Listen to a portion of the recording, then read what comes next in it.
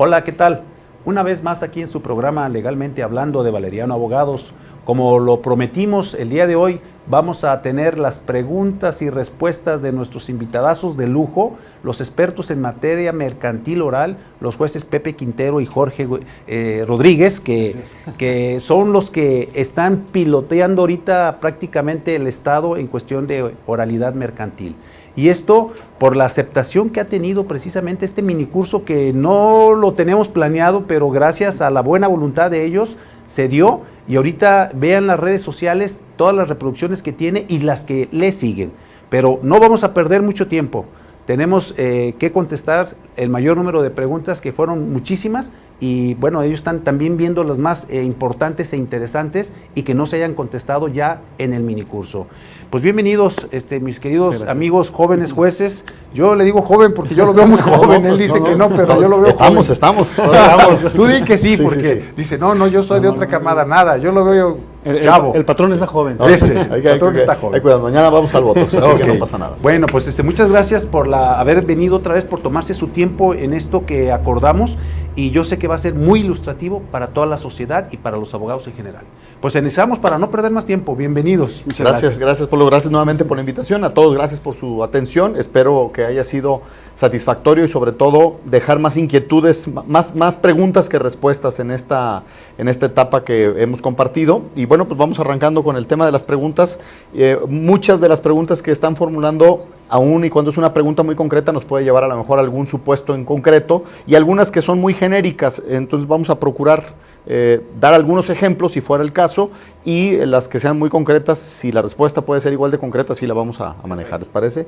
Bueno, aquí entre otras que se recibieron, hay una pregunta que refieren que si en casos de juicios orales mercantiles, cuando existe un embargo de cuentas bancarias y ya tienen sentencia que haya causado estado, si se pueden cobrar con el dinero que haya sido asegurado o retenido en esa cuenta bancaria. La respuesta es que sí, efectivamente. Cuando hay dos supuestos: puede ser un embargo derivado de un juicio mercantil ejecutivo o de un juicio mercantil ordinario que se haya solicitado medida cautelar.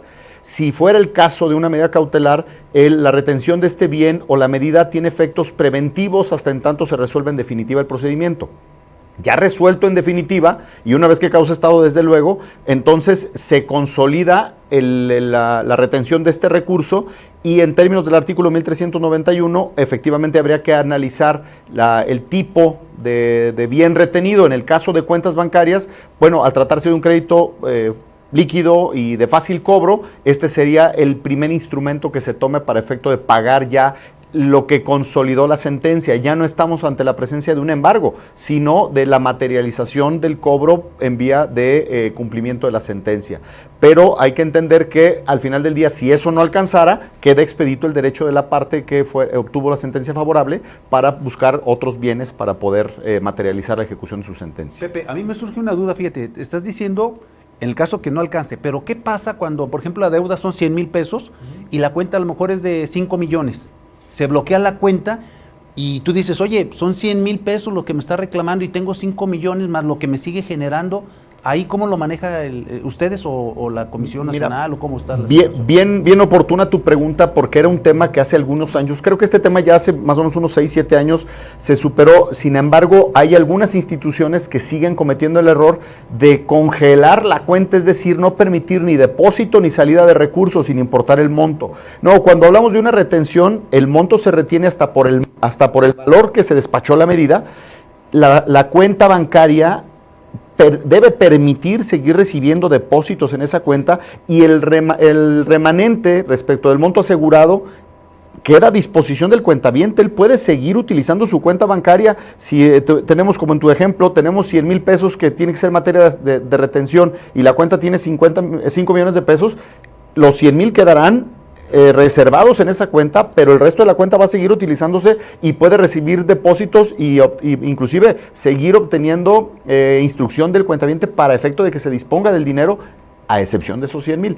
Y una vez llegado a la sentencia, bueno, se le gira oficio a la institución bancaria para que ponga a disposición del juzgado o de la parte misma el monto que ya ahora no es retenido, sino es la fuente de pago de la obligación que está condenada, y el remanente continúa en operación del cuentaviente. Eso no debe de haber ninguna restricción. ¿Qué sucede cuando se desconoce la cuenta y se envía a la Comisión Nacional Bancaria que todos los bancos informen en que si tienen una cuenta. Ahí se bloquean todas, o sea, ¿cómo manejan? Porque sí está interesante. O si tienes 5 cuentas en diferentes bancos y debes 100,000 pesos, el mismo ejemplo, ¿se van a bloquear las 5? Mira, sí nos ha pasado también en esa condición, y nos ha pasado que se han bloqueado, no me ha tocado que se hayan bloqueado tantas cuentas, pero sí me ha tocado que se han bloqueado 3 cuentas por el mismo monto. Entonces, lo que hago es de forma inmediata y de manera oficiosa, dejo retenida la cantidad del primero de los bancos que nos haya informado para efecto del tema cronológico, solo por eso. Okay. No hay una preferencia de un banco ni mucho menos. Okay. El primero que me informe que tiene el monto, lo mantengo retenido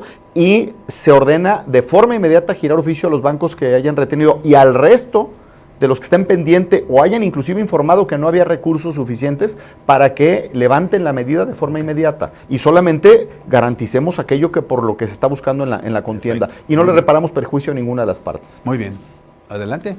A ver, Jorge, ¿alguna pregunta que tengas? Bueno, tal vez retomando ese punto, y voy a tomar entonces, ya viendo la pregunta que agarró el jefe, tenemos una que dice que cuáles son las diferencias entre providencias precautorias y las medidas cautelares.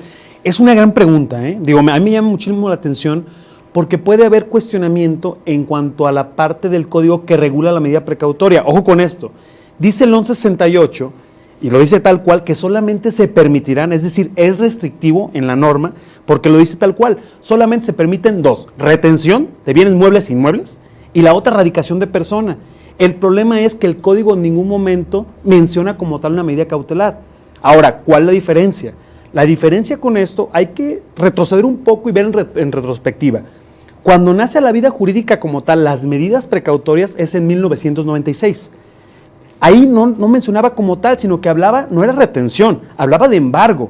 Y esa es una gran confusión que de verdad tienen los litigantes. La medida precautoria no es un embargo, es una retención. Son figuras jurídicas muy diferentes. El embargo nace a la vida del Ejecutivo. La medida precautoria es antes. Puede ser antes, durante o después. Y tiene que surtirse los requisitos del 1175. Pero regresando a este punto. ¿Y qué pasaría en temas o asuntos que fuera de hacer, no hacer o salvaguardar? Vamos a poner un ejemplo como tal. De una medida cautelar. Yo soy un usuario como tal, normal, y de repente me llega a mi casa un recibo de la Comisión Federal de Electricidad y me dicen, fíjate que hicimos un reajuste, los famosos reajustes, y no debes 2,000 pesos, debes 300,000 pesos y te vamos a cortar la luz. Aquí el tema entonces es, como sabemos todos, que al tenor del 75 y las diversas jurisprudencias que han salido ya inclusive por parte de la Corte, pues sabemos nosotros que al ser un suministro, la Comisión Federal de Electricidad, ojo, cuando no involucra derechos humanos, ahí entramos en un tema comercial. Entonces, esta persona no va a solicitar una medida precautoria porque la idea no es que le embarguen, que le retengan como tal la comisión, o en su caso el arraigo de la persona que va a firmar de la comisión. Él lo que no quiere es, no me corten la luz. Entonces, hay un criterio de la Corte, porque recordamos, se formó el 10 de enero del 2014, y hay un criterio de la Corte que dice, oye, pareciera que el legislador se le fue, entonces la Corte dice, no te preocupes, subsanamos. De manera supletoria, y eso que el 1168 dice que no podrá, que únicamente estas. La Corte dice no, te vas bajo el 1054 al Código de Procedimientos Civiles Federales y nos manda un apartado específico, creo que si no me equivoco es 294, que habla de, como tal, la medida cautelar. Y el objetivo de la medida cautelar es conservar la materia. Ojo, se le van a poner las imposiciones del 1175, la fianza, el temor fundado. ¿Y qué es lo que hacemos aquí? La parte paga su fianza, obtiene en su caso su medida cautelar para que no le corten la luz y el procedimiento lo sigue. Si al final tiene un fallo favorable, pues consiguió mantener la luz vigente. Pero entonces, la diferencia como tal de medida precautoria y medida cautelar radica en 2 cosas. Que la medida precautoria únicamente se va a retención de bienes, muebles, inmuebles y radicación de persona, mientras que la medida cautelar es conservar la materia. Puede haber obligaciones de no hacer, de hacer, o sea, son cuestiones diferentes, ¿no? Pero aquí entra la gran cuestión con los abogados. Yo los invito a que de verdad no utilicen la palabra como tal embargo. El embargo es derivado de un ejecutivo, es otro paso, que es el exequendum. La medida precautoria es retención. ¿Va? No sé si con esto... No, pues sí. Oye, nomás escuchen los artículos y escuchen todo lo que trae aquí nuestro buen amigo Jorge. Pero parece los códigos aquí, parece que los trae aquí enfrente, ¿no? Dice Jorge, no venía preparado, pero aquí están los números y todo, ¿no? Pues una ilustración muy buena, Jorge, gracias. Nos quedan 3 minutos en este bloque, a ver qué podemos sacar. Mira, paso otra preguntita rápida antes de concluir el bloque. Dice una persona que qué puede hacer habla del tema de la responsabilidad del depositario. Dice que en caso de que se secuestren bienes, ¿qué sucedería si un depositario dispone de los bienes? Hay que entender que el depositario se convierte de facto en un auxiliar de la administración de la justicia. Los bienes que se hayan embargado, según fuera el caso, o que se hayan retenido, siguen siendo bienes de aquel sujeto procesal que está vinculado con la contienda. De ahí que el depositario no es otra cosa más que una extensión del juzgador para efecto de esa custodia de esos bienes. De forma tal que tendríamos que remitirnos de manera supletoria, pues la figura del depositario en el Código de Comercio realmente no está detallada con respecto de las obligaciones y alcances que tiene. Para eso tendríamos que apoyarnos en el Código Federal de Procedimientos Civiles. Y los artículos 453, 454 y 455 nos dan esos supuestos en los que se trate de bienes que por su naturaleza puedan deteriorarse o bienes fungibles que requieran de movimiento por la situación de mercado o por la posibilidad de ser perecederos. Okay. Para esos casos, el Código Federal de Procedimientos Civiles sí le potesta al depositario a reemplazar, a sustituir, inclusive a venderlos en el mejor de los precios que tengan para efectos del mercado. Porque, insisto, el depositario lo único que hará es ser vigilante por mandato judicial respecto de la custodia de sus bienes, de forma tal que no tiene potestad de venta. Evidentemente, si se violenta este depósito, con responsabilidad para ese depositario, una vez justificado que aconteció esto, se puede dar inclusive hasta la figura delictiva de violación de depósito y, bueno, ya tendrá sanciones penales que tendrán que atenderse, pero típicamente nos iríamos en primer orden con respecto de hacer efectiva la garantía que se otorgó para responder de los daños y perjuicios. Insisto, la premisa es que la persona que está siendo depositaria no es otra cosa más que una extensión en calidad de auxiliar judicial del cuidado de esos bienes. No tiene ninguna otra facultad más que cuidar los bienes y ponerlos a disposición del juzgado cuando se los requiera, si fuera el caso. Nos vamos a ir a nuestra primera pausa comercial y regresando, Pepe, nos contestas una duda que nos surge. ¿Es corresponsable el actor, el juzgado de la depositaría? Nos la contestas, porque eso también es algo que creo que se da seguido. Sí, cómo no. ¿Verdad? Adelante. Bueno, vámonos a nuestra primera pausa comercial y regresamos. No le cambie. Conoce los beneficios de diagnosticar tus equipos electromecánicos. Evita paros no programados y daños mayores a motores, generadores y subestaciones. Análisis de vibraciones, termografía, alineación láser, estudio de aislamiento, etc. El mejor servicio y calidad en embobinados en media y alta tensión. Contamos con torno y balanceadoras industriales con capacidad hasta 30 toneladas. Temisa Soluciones Electromecánicas. www.temisa.mx.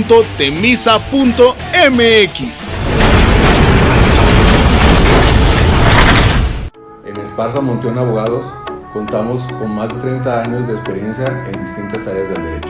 Somos una empresa líder en recuperación y negociación de cartera vencida empresarial y personal.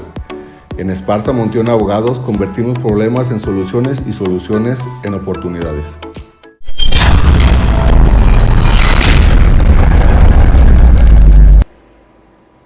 Regresamos para no perder mucho tiempo. Quedamos con una pregunta que nos va a contestar nuestro amigo Pepe. Mira, muy concreto. Depende quién ejecuta el depósito. Si el depósito quedó en resguardo del propio peticionario de la medida cautelar, él es el responsable directo de responder por daños y perjuicios.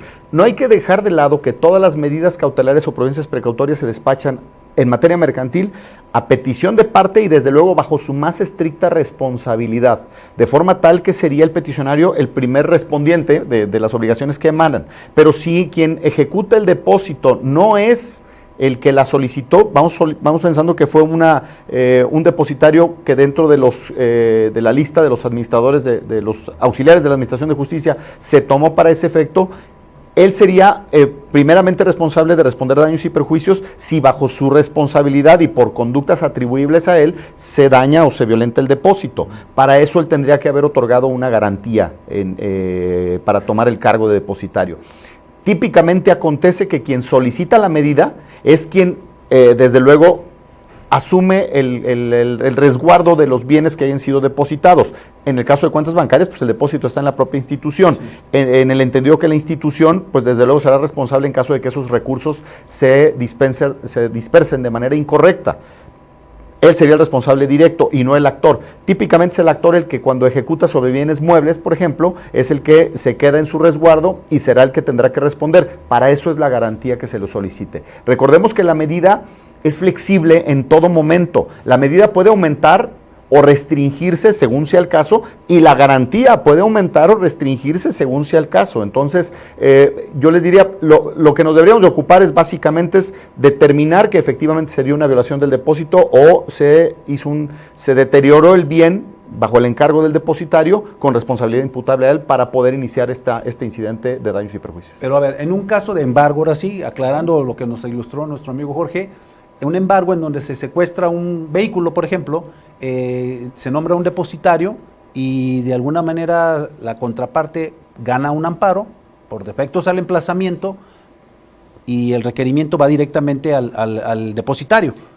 Fíjate que no, de hecho, ya hay un criterio, en ese sentido. El primer requerimiento tendrá que ser, al depositario. Sí. El primer requerimiento al depositario, y desde luego en caso de que el depositario, vamos suponiendo que el depositario pueda justificar que no lo encuentre y que no fueron actos imputables a él, entonces los daños y perjuicios tendrán que repararse a aquel que los haya cometido. Pero el depositario es el que primero tendrá que responder porque a él se le hizo el encargo. Sí. Ese es él sería la primera persona que responde. ¿Y es corresponsable el actor? Vamos pensando que... Depende del caso, porque si el actor no está vinculado con el depósito, insisto, a él se le despachó la ejecución. En virtud del embargo, la ejecución la tiene expedita por mandato de ley, no porque la pida como un tema extraordinario. El embargo es parte de la consecuencia de la vía de privilegio que tienen los títulos de crédito. Okay. Entonces, el actor no tendría responsabilidad, aunque él haya señalado el bien. Si él no es responsable de la violación del depósito o del deterioro del bien por virtud del depósito, en mi opinión, el actor no tendría por qué responder con respecto a ese depósito. Muy bien, ya ven cuántas inquietudes hay. A ver, mi Jorge. Perfecto, tomo la otra. Estaba comentando que cuál es el criterio que toma el juzgador para condenar al gasto de costas judiciales al perdidoso. Ese es un gran tema, y lo voy a responder de la siguiente manera porque no podría hacerlo de otra manera.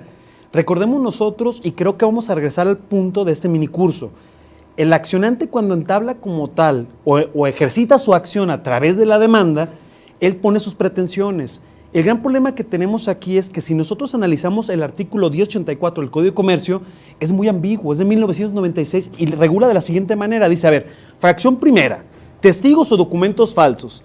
Realmente en el juicio mercantil, tan rápido que es, porque tenemos la sentencia en 6-7 meses, no vamos a demostrar la falsedad del documento. Es muy complicado cuando no hay una prueba idónea para demostrar la falsedad, cuando no se encaminó el proceso a demostrar la falsedad como tal.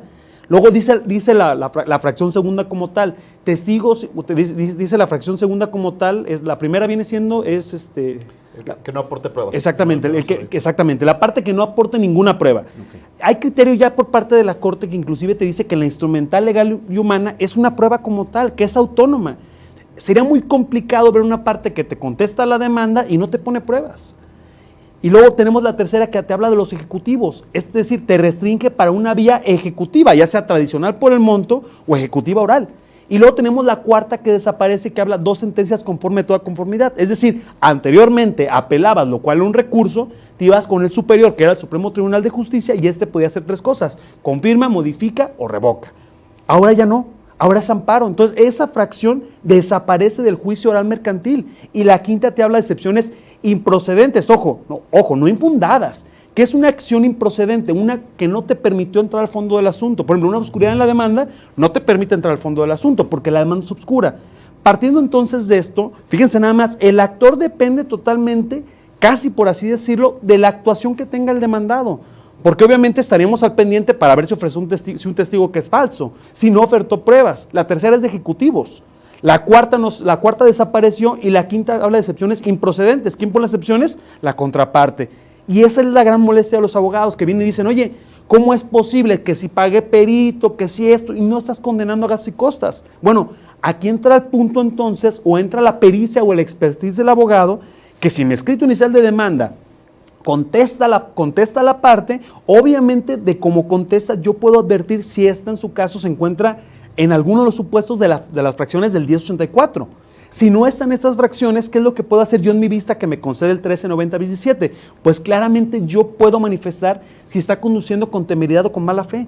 ¿Qué es la temeridad? Que a sabiendas que la parte demandada no tenía razón, viene y contesta la demanda. ¿Y qué es la mala fe? Que a sabiendas que no tiene la razón, pone pruebas inconducentes para retardar el procedimiento. Pero entonces aquí yo les diría a los abogados, ustedes como abogados preparen muy bien el camino para ver cuál de todas estas fracciones se puede dar, o si no el otro sistema, porque el problema que tenemos los abogados, y lo hablo, el común denominador, es simplemente piden gastos y costas, pero nunca te ofrecen dentro de la vista cuál de todas se tiene que dar, porque obviamente es lo que se va a constreñir para la materia de amparo. Y más cuando ya hay un criterio por parte de este tercer circuito, que es de pleno de circuito jurisprudencial, que dice ahí que el hecho de que la parte demandada ofrezca pruebas inconducentes, eso no en automático demuestra la temeridad de la mala fe. Es decir, la parte accionante tiene que ponerse un poco más vivaz y decir, no me voy tanto por falta de ofrecer pruebas. ¿Qué pasaría, y lo pongo de esta manera, qué pasa con la resistencia de la prueba? Si nosotros vamos al 89 del Código de Procedimientos Civiles Federales, te habla que cuando tú le pides una prueba a la contraparte y esta lo impide, hay una resistencia. Y la resistencia puede derivar ¿en qué? En gastos y costas, por una temeridad y mala fe. Pero es entonces donde el abogado tiene que tomar un posicionamiento más activo y decir, los gastos y costas en mi vista se dan por esto. Ok, muy bien. Oh, pues muy explícito, así es que ni pregunta aquí. Pues continuamos, Pepe, a ver. Bien, por acá tengo otra pregunta. Bueno, esta es una que tiene que ver con las acciones causales y me pareció pertinente porque es recurrente de repente los vacíos y los errores que encontramos en estas acciones. La pregunta es concreta en el sentido de que si solo con la prueba confesional sería suficiente para tener por acreditada la acción causal derivada de un título de crédito. Ojo, yo les diría que sí y no, porque ya hay criterio en este sentido. Si la prueba confesional se constriñe en que reconozca que suscribió el título de crédito, no van a justificar de ninguna manera la acción causal, porque el título de crédito va a justificar su propio contenido por su naturaleza. Lo que es importante acreditar aquí es que efectivamente se dio la relación subyacente, de forma tal que la prueba confesional o las testimoniales o todas las pruebas que ustedes pretendan en este tipo de juicios tienen que tener la tendencia a probar que el acto que ustedes detallaron en su demanda existió. Es decir, el pagaré es valioso por 100,000 pesos y digo que se celebró en X fecha. Cuando yo en mi demanda narro que esto emana de un contrato de crédito por venta de mercadería, entonces lo que tengo que arrancar de la confesión de mi contraria es que existió el contrato de mercadería, que le entregué productos, que el valor del producto era la cantidad de 100,000 pesos. Y ojo, muy importante, muchos abogados cuando demandan la acción causal reclaman el pago de intereses pactados en el pagaré. Entiendo que esa es una presunción que se da, porque si existió un interés convencional en el pagaré, tuvo que tener un origen ese interés, pero el pagaré no lo justifica de facto. Tenemos que probarlo también con las pruebas con las que vamos a acreditar la razón subyacente. Entonces, puede ser muy común que yo venga y demande el 3% de intereses moratorios que venían detallados en mi pagaré, pero a la hora que desahogo mis pruebas, en ninguna de ellas me ocupo de acreditar que en mi relación existió una obligación convencional de pago de intereses. Y entonces digo, bueno, pero como lo pactamos en el pagaré es de facto. No, no es de facto. Hay que probar que existió en la relación subyacente, ¿no? Particularmente la testimonial, puede ser la propia confesional.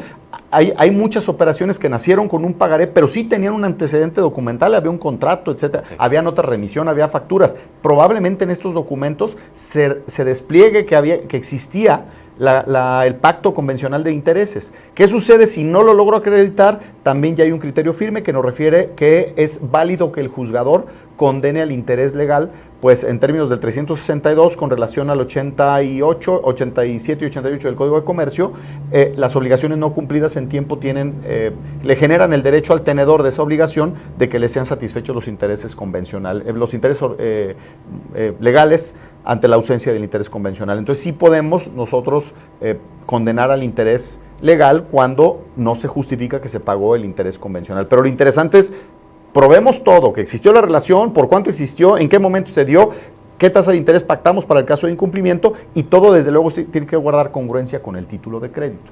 Por eso es importante el cómo planteo mi prueba confesional, no solo su desahogo, qué preguntas hago. Y lo importante en materia oral es que cuando yo haga estas preguntas esté consciente de que si no asiste mi contraria, voy a tener por cierto los hechos, entonces tengo que narrar en el anuncio de mi prueba qué pretendo con esa pregunta. Si solamente pretendo preguntar, ¿existió la firma del pagaré? Sí, sí existió. Eso no prueba nada de lo anterior. Okay. y entonces mi acción va a ser inconducente. Muy bien. Pues bueno, vamos a nuestra segunda pausa y regresamos. Conoce los beneficios de diagnosticar tus equipos electromecánicos. Evita paros no programados y daños mayores a motores, generadores y subestaciones. Análisis de vibraciones, termografía, alineación láser, estudio de aislamiento, etc. El mejor servicio y calidad en embobinados en media y alta tensión. Contamos con torno y balanceadoras industriales con capacidad hasta 30 toneladas. Temisa Soluciones Electromecánicas. www.temisa.mx.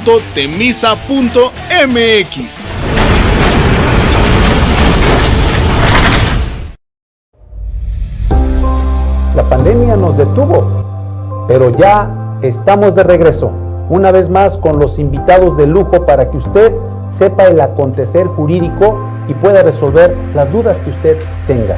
No se pierda cada 15 días, el miércoles en punto de las 7 de la noche, su programa Legalmente Hablando. Muchísimas gracias, maestro honrado, como siempre, con la invitación. Todos los avances, el crecimiento que tiene tu programa, proyecto. Bueno, mi principal maestro, quiero recordar.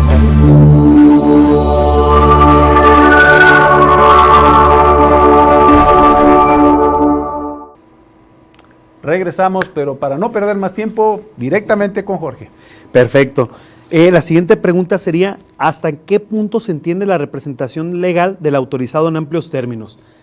Ese es un gran punto, ¿eh? Es algo, yo estoy en estos momentos, de verdad, así como juez, cuando estamos en el ejercicio de la función, yo creo que la figura del autorizado en amplios términos del 1069, una de dos, o se deroga o se modifica por completo, porque realmente el autorizado es aquella figura que puede hacer todo, pero a la vez no puede hacer nada. Exacto. Porque realmente el autorizado, si lo vemos de esta manera, el autorizado no puede en su caso realizar posiciones, antiguo sistema. Y en el nuevo, por consecuencia, tampoco podría hacer preguntas abiertas. Y esto lo que determinó la Corte como tal, dijo, oye, es por el principio de la adquisición de la prueba procesal. Recordemos nosotros que la prueba confesional es la prueba más añeja, por así decirlo. Si recordamos la Santa Inquisición, pues recuerden esto, que aquella persona que decía a confesión de parte, relevo de prueba, ¿no? Aquí el tema que tenemos es ese, realmente si el autorizado no puede articular preguntas ni posiciones, ¿qué puede hacer? Ahora, sí, pues, hay un criterio de la Corte, de la primera sala del 2007, que te dice que siempre y cuando cuente con cláusula especial. ¿Qué es lo que nos pasa a nosotros o qué hacemos en la función jurisdiccional? Yo lo que hago es, en la etapa número, la quinta del 1390 bis 32, como lo señala ahí, yo lo preciso y le digo, oye, a ver, me estás ofreciendo una prueba confesional desde este momento porque advierto que la persona es una persona física y advierto que va con su autorizado. Entonces, la idea, o al menos lo que pensamos nosotros como abogados es, contratar un experto de la materia para que él haga las preguntas, no para que las haga el usuario. Entonces, ¿qué es lo que yo les digo en ese momento? Oiga, al tenor de la jurisprudencia del 2007 de la primera sala, el autorizado no puede articular posiciones ni preguntas abiertas por la adquisición de la prueba. Sin embargo, usted puede en estos momentos de manera verbal, pues simplemente facultarlo con una cláusula especial. Es decir, usted estaría de acuerdo que él lleve a cabo las preguntas a sabiendas de que esto le puede beneficiar o perjudicar. Obviamente usted lo contrató porque es un experto en la materia. Ahora, el gran cuestionamiento es ¿qué puede hacer el autorizado? Porque el autorizado, hay criterios de la Corte, el último que salió en el 2020 en diciembre te dice que no puede ni siquiera interponer la planilla. No se puede ir al amparo al autorizado. Entonces, la pregunta que yo haría, porque el código no lo dice, lo voy a poner de esta manera. La audiencia preliminar, recordemos que se compone de 6 etapas, ¿no? La primera, depuración del procedimiento, no me interesa. Pero en cuanto a la conciliación y mediación, ocupa cláusula especial de conformidad con el 1390-21. En la siguiente, que es la aplicación de hechos no controvertidos, mi tema es, no lo limita, ¿eh? El artículo como tal, el 1390-36 de los hechos no controvertidos, nunca dice si el autorizado puede o no puede fijar un hecho no controvertido. Y también el 1390-37, párrafo primero, no te dice nada del acuerdo probatorio. Mi gran pregunta es, si no puede llevar todo eso a cabo, ¿podría fijar hechos no controvertidos y acuerdos probatorios? Yo he tenido asuntos donde lo permito porque donde la ley no calla, otorga. Pero si nos vamos a la figura como tal, yo creo que en su caso aquí estamos en un gran problema y estamos en una encrucijada legal. Entonces el punto es, el autorizado va a llegar a un momento donde no va a poder hacer nada. Cuando en su momento la creación del 1069, párrafo tercero, esa idea que tenía el legislador de todas aquellas cuestiones a través de su representado, yo creo que era otra connotación. Es decir, el espíritu de la norma es tener, como si fuera el 42 del civil, Pues un apoderado legal, porque el autorizado está terminando a ser una persona tan restringida que ya no sirve en la representación. Y yo abonaría un poquito a lo que dice Jorge, coincido en una parte con él y esto ha generado una polémica tremenda, pero finalmente cuando hablamos de la tutela judicial efectiva, siempre suponemos que este concepto de protección al derecho fundamental implica solamente a los tribunales. No, la tutela judicial efectiva implica a todos los operadores del sistema. Tan es así que si en materia penal, por ejemplo, el juez advierte que la defensa no tiene la habilidad, lo puede relevar del cargo. ¿Por qué? Porque le quiere otorgar ese derecho a una tutela judicial efectiva. En materia mercantil debería de ocurrir lo mismo. Si yo estoy obligando a que sea un abogado titulado el que represente a la persona en términos del 1069 y le quito todas las facultades que puede tener para ejercer esa función de experto en derecho, como perito en derecho, me parece que es un contrasentido. Creo que la tutela judicial efectiva implicaría que el autorizado de empleos términos tenga todas las facultades. Si hace algo mal, para eso tiene la responsabilidad con su cliente y ya hay muchos criterios respecto de la responsabilidad profesional, ahora de los abogados. Sí, coincido contigo, ha dejado una laguna muy grande y todos los días vemos una sí y otra también que los abogados pues, quedan sorprendidos de repente porque no pueden llevar a cabo tales o cuales actos. Bueno, es un tema para los legisladores, para que lo puedan modificar y qué bueno pues que ustedes están metiéndose en todo este tipo de marañas que están descubriendo, pues para que ahora, ojo, legisladores, legislen, hagan su trabajo, ¿no? Bueno, voy con dos preguntitas rápidas que son muy concretas. Uno aquí pregunta una persona, ¿qué sucede cuando le ejecutan una medida cautelar y le embargan bienes y no ha sido llamada a juicio? ¿Qué puede hacer? Pues yo le recomendaría, pues emplácese. Atiende el juicio. Muchos tienen la idea de que es un acto ilegal, no, de ninguna manera. Las medidas precautorias o providencias precautorias o medidas cautelares, según fuera el caso, tienen justamente esa posibilidad de atenderse ex parte, es decir, antes de ser llamada la persona a juicio.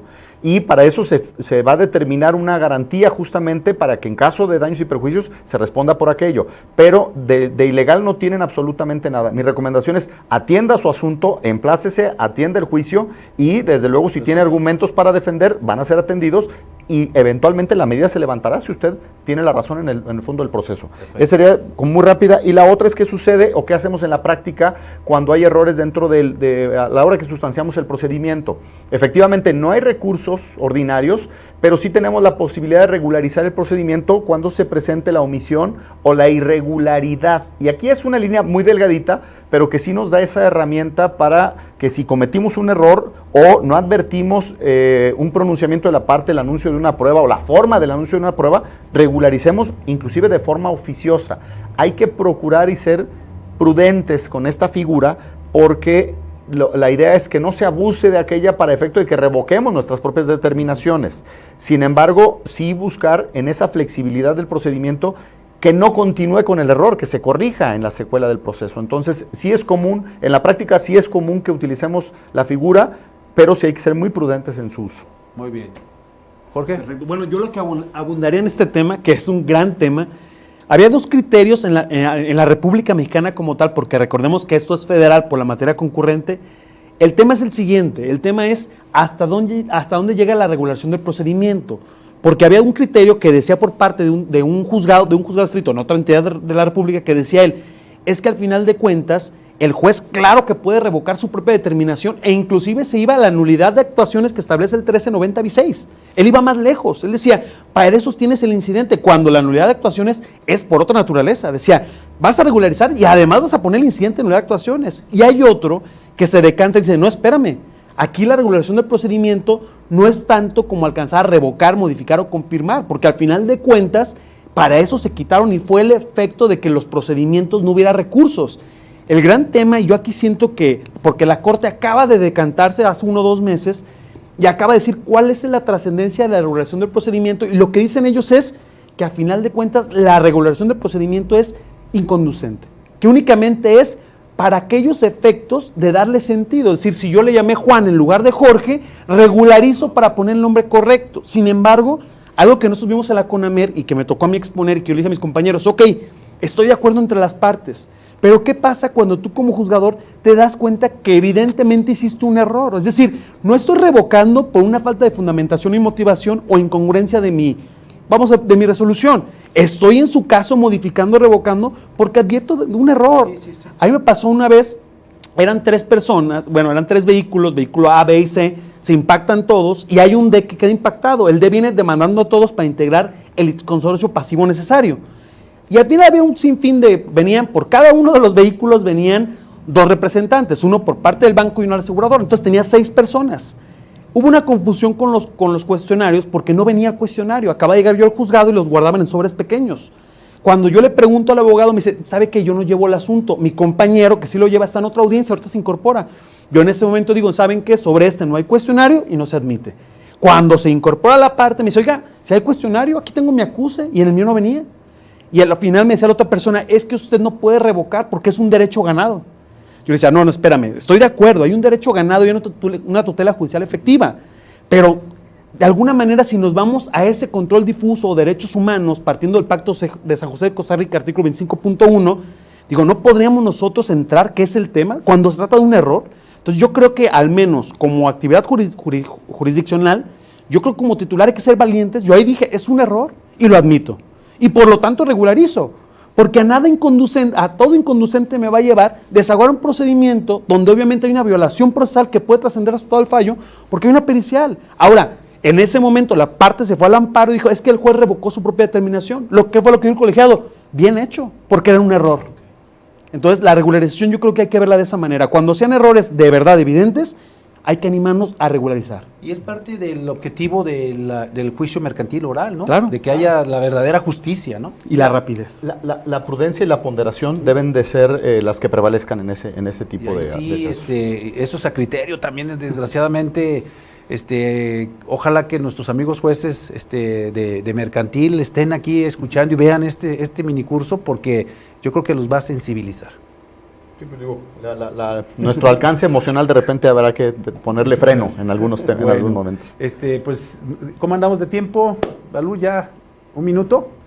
Ok, bueno, vamos mejor a nuestra pausa comercial y regresamos. Este tiempo lo vamos a añadir al último bloque.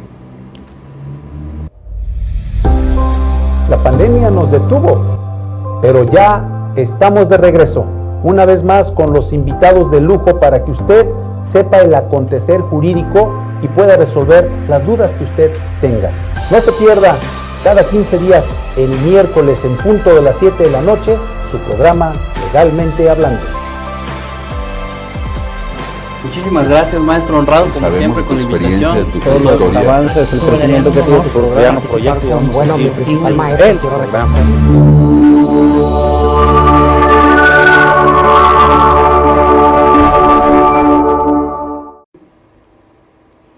Regresamos para no perder tiempo directamente. ¿A quién le toca? Mira, tomo rápidamente unas que son muy concretas. Hay una pregunta en el que refieren que si existe o debería existir alguna diferencia con respecto al desahogo de las audiencias en los procesos que se llevan a cabo en los tribunales del Fuero Común o del Fuero Federal. Te diría, no debe de haber ninguna diferencia. Las audiencias las prevé el 1390 bis 32 y 1390 bis 38 y bueno, el estilo de cada juzgador es lo que hace la diferencia, pero las etapas tienen que ser las mismas en cualquiera de los dos poderes, ¿no? Una pregunta rápidamente también que manejan respecto de que si las instituciones, que si comparto el criterio o estoy de acuerdo con que las instituciones bancarias no otorguen fianza para efecto de que se les puedan despachar medidas cautelares. Yo te diría que no comparto el criterio. Finalmente ya la primera sala de la Corte ya se decantó en ese sentido. Efectivamente están exentas de exhibir garantía. Yo digo no comparto el criterio porque el punto medular que toman es su solvencia, su acreditada solvencia. Bueno, hay muchísimos entes que de manera pública pueden tener acreditada solvencia y no tienen este beneficio. De ahí que creo que más bien quisieron agilizar la posibilidad de que las instituciones puedan llevar a cabo el cobro más expedito de sus créditos. No hay que olvidar un tema bien importante. A medida de que se flexibilizan las leyes en materia mercantil para que el acreedor obtenga más rápido la satisfacción de su crédito, eso implica que ese mismo acreedor puede poner a disposición nuevos créditos. Por eso los créditos en países como en Estados Unidos o algunos de Europa, que es mucho más ágil cobrar, por eso los créditos son más baratos. Para nosotros los créditos son muy costosos. Un crédito automotriz que estamos brincando de alegría porque son baratos, ahorita cuestan 22-23% anual de tasa ordinaria. Y a mí me tocó ver en el 2019 créditos en Estados Unidos que cobraban el 0.5 anual de interés ordinario. O sea, nada, prácticamente vaya por su coche y se acabó. Entonces, esa diferencia en algunos puntos radica también en la flexibilidad que tienen para cobrar. Esa es la razón que supongo fundamento. Perfecto. Perfecto. Tenemos otra, hay un compañero que dice, les comparto una jurisprudencia que refiere lo contrario a lo platicado en la parte 3 del minicurso minuto 11-12. Básicamente lo que establece ahí, sé qué jurisprudencia es, él se decanta por una jurisprudencia de la Corte que dice que antes de entrar a la prueba confesional como tal, tienes que exhibir el sobre cerrado con el pliego de posiciones. Eso fue un gran tema y lamentablemente o afortunadamente la Corte lo resolvió después de que venía la reforma de ley. Es decir, esa jurisprudencia que emana de un asunto que es anterior a la reforma del 25 de enero de 2017. Si nosotros vemos los transitorios de la reforma del 25 de enero de 2017, dice ahí que a partir, después de esto, ya será de otra manera. Entonces, la Corte lo que estableció al final de cuentas es todo aquel asunto que se ha tramitado antes del 25 de enero del 2017 tiene que exhibirse como el sobre cerrado con el pliego de posiciones. Después del 25 de enero de 2017, todo aquel asunto va a regir conforme a las reglas que nosotros dijimos bajo el dictamen de las Cámaras Unidas de Fomento Industrial y Estudios Legislativos, como lo establece ahí en la página 7, el primer punto, ese primer párrafo, punto 16, ahí establece y se decanta por hacer todo un cambio, es decir, ya no es tanto una confesional, sino es un tipo de declaración de parte. Y los requisitos que dice el 1390 bis 41 en la fracción tercera es que sean hechos propios y objeto del debate. Es decir, ya no utiliza un pliego de posiciones, porque la fracción tercera te dice ahí que si por algo, como lo decía mi compañero Pepe, el 1390 bis 13, si por algo no se decreta la asistencia de la parte, no se decreta por confeso, porque no hay posiciones. ¿Qué es lo que se decreta? Se dan por cierto los hechos. En pocas palabras, entiendo el criterio, lo conocemos perfectamente, pero es un criterio anterior a la reforma del 25 de 2017. Todo aquel asunto que sea después de esta reforma tiene leyes específicas. Recordemos nosotros que un procedimiento como tal no se compone de derechos ganados. El proceso como tal es una regulación de las normas a través de cuál vamos a caminar nosotros dentro del proceso. Es decir, no hay mecanismos ganados. Entonces, aquí en pocas palabras, tiene razón, hay un criterio, pero es para todos aquellos que sean anteriores a la reforma. Todos aquellos que son después de la reforma, chequen los transitorios, te dice ahí que la confesional como tal tiene que reunir los requisitos del 1390 bis 13, y así los del 1390 bis 41. En pocas palabras, son preguntas abiertas, puesto que el juicio oral mercantil está encaminado a conocer la verdad histórica por encima de la verdad jurídica. Muy bien. ¿Cómo andamos? Aquí una pregunta más. Hace una pregunta que qué sucede cuando a mí me embargan bienes de mi propiedad y no tengo vínculo con el juicio. Es decir, llegaron al lugar y embargaron bienes de los cuales el deudor o el obligado al cumplimiento de la obligación no tiene la propiedad sobre aquellos. Tienes dos vías. Bueno, tienes tu tercería, que es todo un tema en la vía mercantil oral, ordinaria, porque se tendrá que tramitar técnicamente como un procedimiento autónomo, porque las tercerías como tales ya la Corte ha determinado que son procedimientos sin cuantía por su naturaleza. Y además son procedimientos justamente autónomos. Entonces tendrás que salir a un juicio de tercería en el que te den un número de expediente y atenderlo de manera autónoma, o bien al amparo indirecto.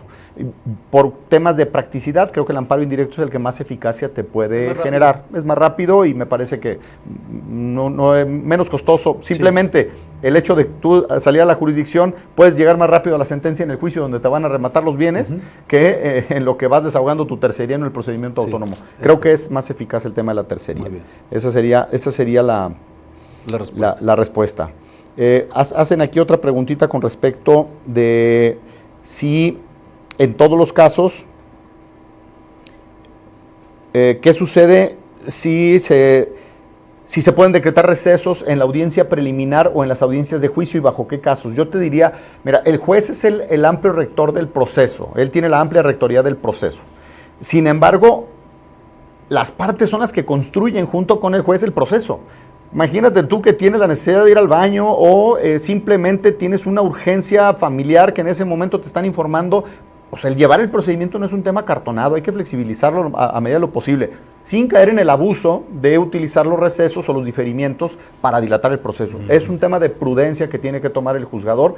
Es muy común que hay algunos abogados que nos piden consultar su código, es más, hay ocasiones en que nos piden consultar su teléfono y lo dejaron en la entrada de las salas orales, bueno, pues habrá que decretar un receso para que puedan atender probablemente temas del propio proceso. He escuchado absurdos, inclusive en algunos temas, en algunos lugares comentaban en la COFEMER, recordarás que algunos compañeros decían, es que cuando llegamos al desahogo de la prueba pericial y expone el perito, ahí que haga sus preguntas. Digo, yo realmente no comparto esa forma de desahogar el proceso. Si el perito hizo toda una exposición, pero a él le implicó un tiempo de estudio para llegar a esas conclusiones, me parece ingrato que un abogado tenga que hacerle preguntas en el momento que acaba de escucharlo, sin siquiera tener un momento de reflexión para hacerlo. Yo típicamente difiero la audiencia cuando hay, por ejemplo, en estos casos, pero en muchas ocasiones las partes me solicitan el diferimiento de la audiencia para poder revisar los dictámenes periciales, para tener un razonamiento lógico respecto de lo que están ahí atendiendo y hacer preguntas congruentes. De otra manera, me parece que limito el acceso a la jurisdicción. Entonces, en cualquier momento, pídanlo, razonen su petición, y seguramente van a obtener una respuesta favorable. Somos humanos también, ¿verdad? Sin duda, Eso sin duda, sí. Muy bien. Jorge, ¿alguna pregunta más? Hay un punto, dice, así está la pregunta, dice, ¿es posible usar la vía oral mercantil para perfeccionar una acción que ya se intentó en una diversa vía mercantil y se decretó improcedente?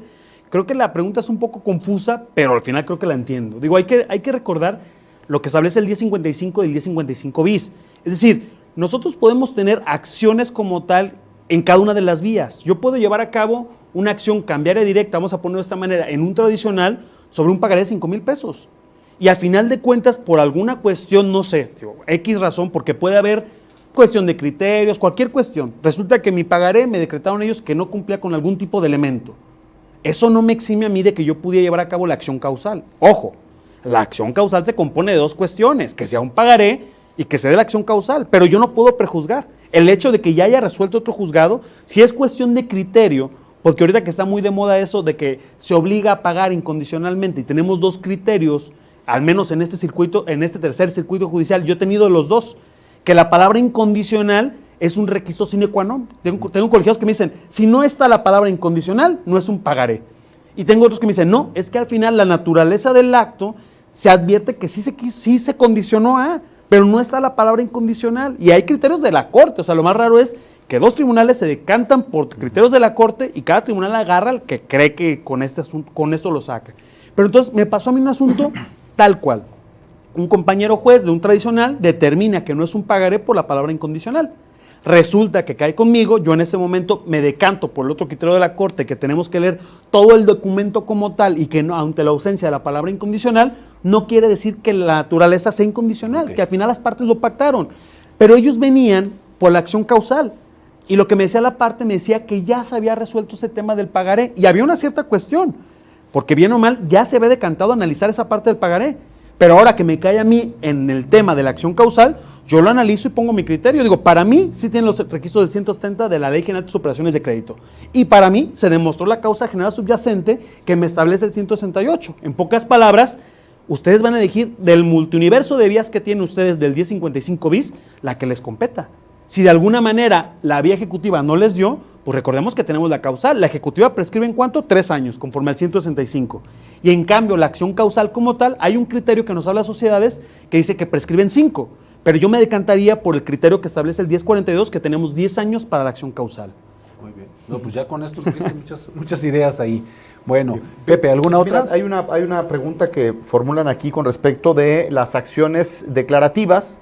Efectivamente, el proceso oral excluyó para su atención aquellos asuntos que tengan tramitación especial para su atención y los que no tienen cuantía determinada, y entonces esto ha generado una polémica tremenda. Sin embargo, ya existen criterios en el sentido de que refieren que la cuantía indeterminada no es irrestricta, es decir, no es una limitante que tendrá que estar presente en todos los asuntos que no tengan un peso y centavo reclamado, sino que la cuantía indeterminada tiene que interpretarse con aquella que tampoco puede ser determinable. Habrá acciones declarativas que por su naturaleza efectivamente no tengan ni cuantía determinada ni cuantía determinable. Y pongo un ejemplo. En el supuesto, porque fue parte de la pregunta, así lo formula, ¿qué sucede en aquellas acciones declarativas de prescripción de obligaciones cuando se tiene un crédito bancario? Yo te diría, en mi opinión, ese es un asunto que sí se puede ventilar en oralidad, porque si bien es cierto tu acción autónoma como tal va a traer como consecuencia extinguir las obligaciones por el transcurso del tiempo, finalmente esas obligaciones sí tenían un valor económico.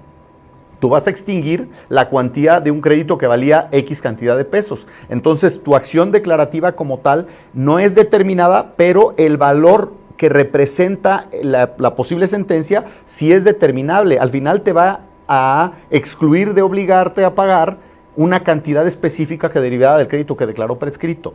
Pero habrá algunos casos, insisto, en el que, por ejemplo, la declaración de nulidad de una asamblea de accionistas, por su forma, puede no tener ningún tipo de cuantía, pero si yo demando la nulidad por virtud, la nulidad de una compraventa de acciones, efectivamente estoy demandando una parte de nulidad de la asamblea que ocurrió en el que se aprobó la compraventa de acciones, pero si mi objeto fundamental es nulificar la compraventa de acciones porque no me dieron el derecho al tanto, por 1000 razones se pudieron haber dado, no asistí, lo que fuera, bueno, entonces el valor accionario o el valor de la acción tendría la vinculación con el quantum. Entonces es una línea muy delgada. Creo que el legislador, en aras de incorporar el proceso oral de forma paulatina, me parece que dejó muchas incongruencias.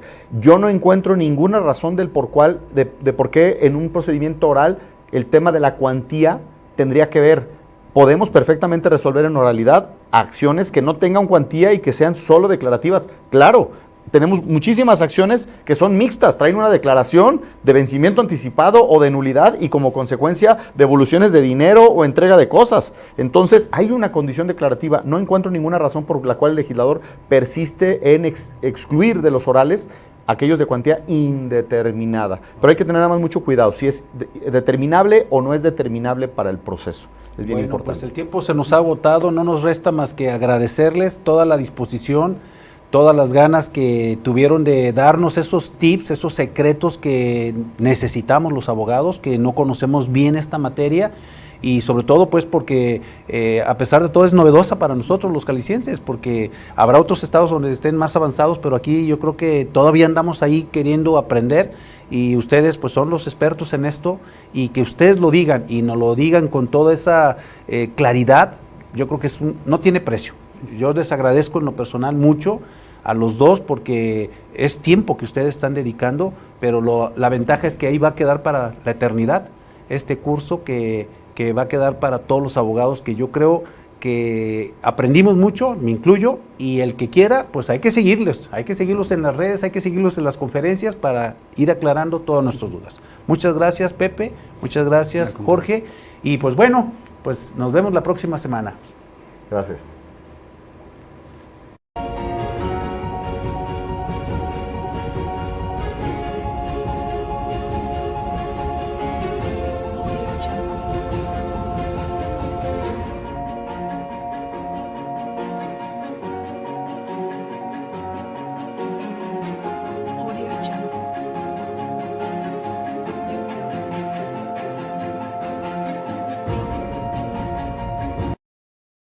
Muchísimas gracias, maestro Honrado, como siempre, con la invitación. De tu trayectoria, los avances, el crecimiento que ha tenido tu programa. proyecto, Bueno, mi principal maestro, quiero reconocerlo.